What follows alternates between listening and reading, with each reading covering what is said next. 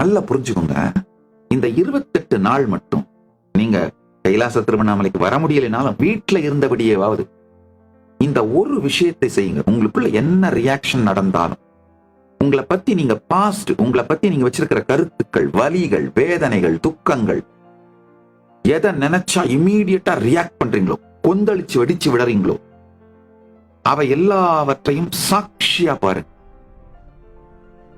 யார பார்த்தா ட்ரிகர் ஆகிறீங்களோ, எந்த நிகழ்வு, எந்த நபர், எந்த சூழல், எந்த வார்த்தை, எந்த எண்ணம் உங்களை கொதிக்க செய்கிறதோ, டீஸ்டெபிலைஸ் பண்ணிடுதோ, அவைகள் எல்லாவற்றையும் சாட்சியாக பாருங்கள்.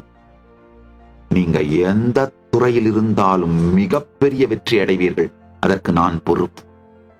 சமாதி மனப்பழக்கம், வேற ஒண்ணுமே இல்லைங்க.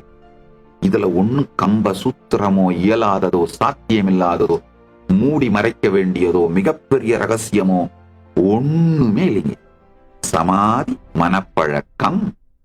வேணும்னா ஒரு பெரிய பேப்பர்ல எழுதி பெட்ரூம்ல ஒட்டிக்கோங்க, உங்க ஆபீஸ்ல ஒட்டிக்கோங்க. சமாதி மனப்பழக்கம்.